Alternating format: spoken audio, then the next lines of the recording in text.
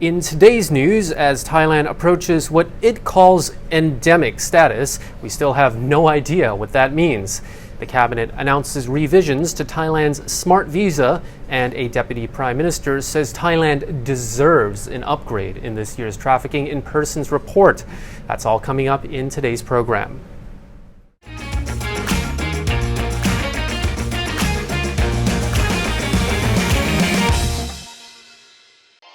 Today's show is brought to you by Thaiger Property for all your real estate needs in Thailand. Link in the description below.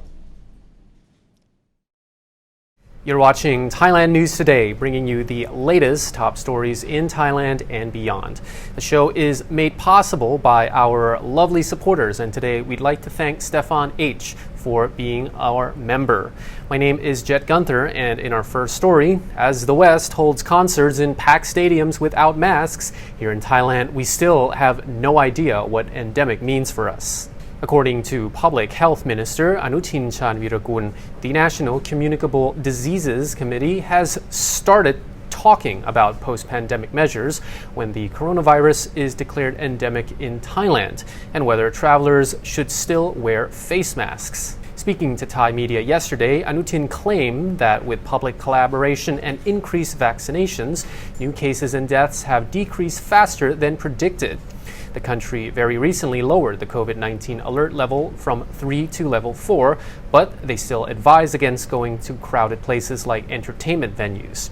At the start of this month, Thailand dropped PCR tests pre-travel and on arrival for vaccinated travelers, while the Thailand Pass is still required for Thais and foreigners coming into the country.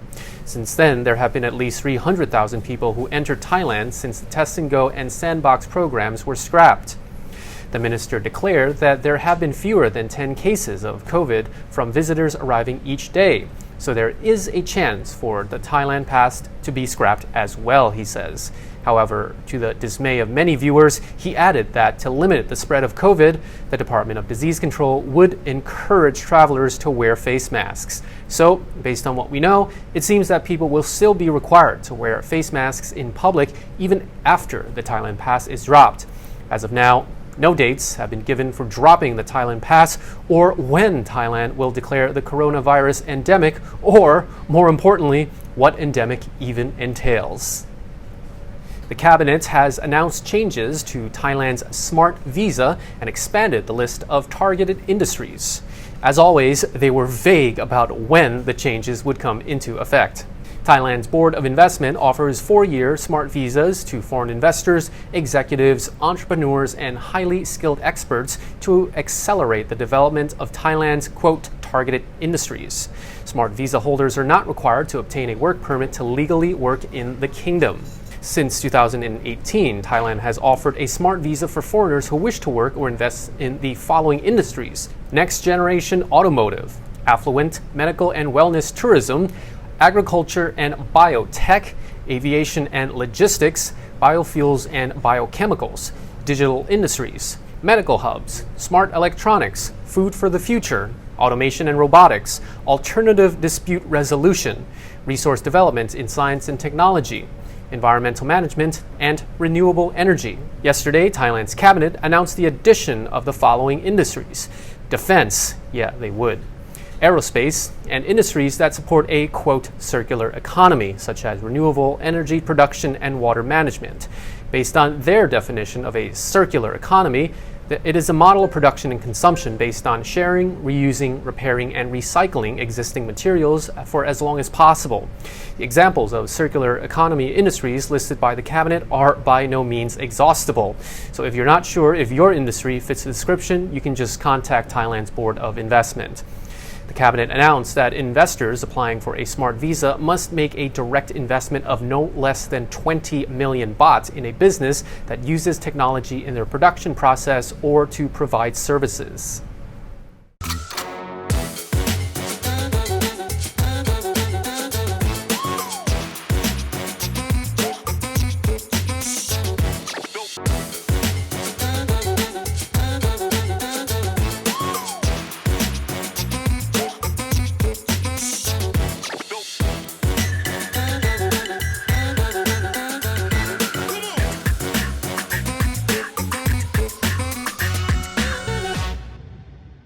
Deputy Prime Minister Prawit Wongsuwon claims that Thailand has done a lot to combat human trafficking and deserves a move up to Tier 2 in the next trafficking in persons report by the U.S. State Department.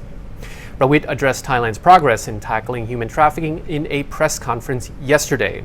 In the latest annual TIP report published in June of 2021, the U.S. demoted Thailand from Tier 2 to the Tier 2 watch list. The report read, quote, "The government of Thailand does not fully meet the minimum standards for the elimination of trafficking, but is making significant efforts to do so. However, the government did not demonstrate overall increasing efforts compared to the previous year, even considering the impact of COVID-19 on its anti-trafficking capacity. The government initiated significantly fewer trafficking investigations, prosecuted fewer suspects, and convicted fewer traffickers than in 2019. The report added that, quote, "Thai authorities have never reported identifying a victim of labor trafficking as a result of fishing vessel inspections conducted at ports. The government's provision of services to victims remains inadequate, and some victims residing in government shelters lacked freedom of movement. Moreover, corruption and official complicity continue to impede anti-trafficking efforts." But this year, Prawit says he is sure Thailand will return to Tier 2. He cited the government's efforts to introduce mechanisms to manage human trafficking, legal cases, provide remedy to victims, and tackle unfair employment practices. He said last year the government tackled 188 human trafficking cases and has introduced online methods to help manage cases of human trafficking and to help victims. After the U.S. TIP report in 2021 accused Thailand's authorities of lacking standard procedures in labor trafficking cases, the government issued an operations manual for officials to deal with such cases. Employers in Thailand are now required to draw up labor contracts both in Thai and in the language of immigrant workers. The government has also set up a national center for separating victims from human traffickers. Prawit said Thailand has taken on board and implemented all the suggestions made for Thailand in this year's TIP report, adding that all these operations clearly show the Thai government is trying its best to prevent and suppress human trafficking sustainably. So, Thailand deserves to be upgraded to Tier 2 this year. Not so fast, nature killers. After Thai media reported construction tools and trucks digging soil on a hill in Kamala, Phuket, officials have banned any further excavation on the site.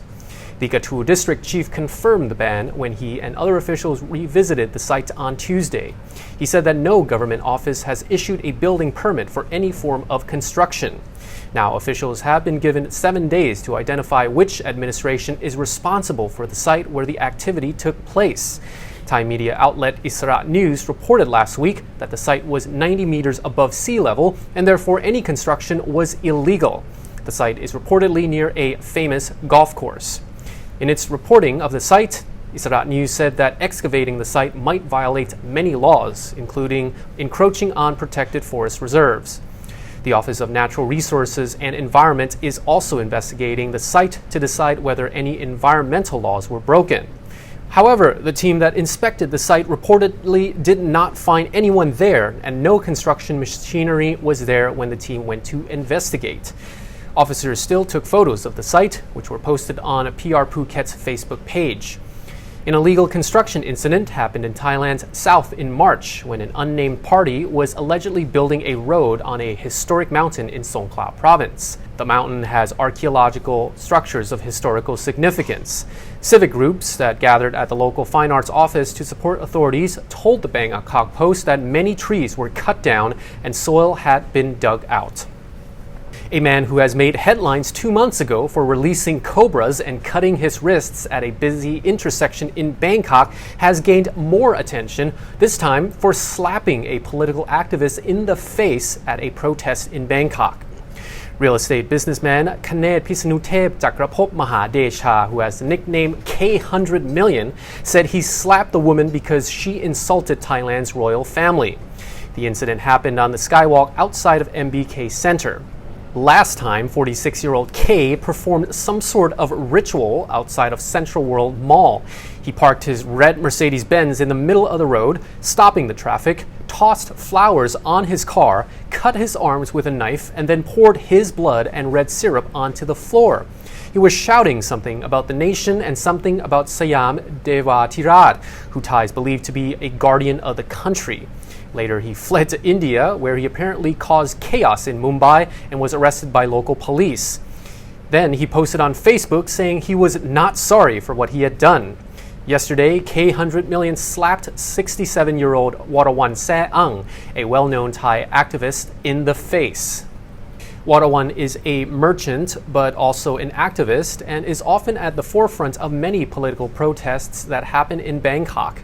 Yesterday, political activist news page Rasadon News posted a video of the incident on Facebook.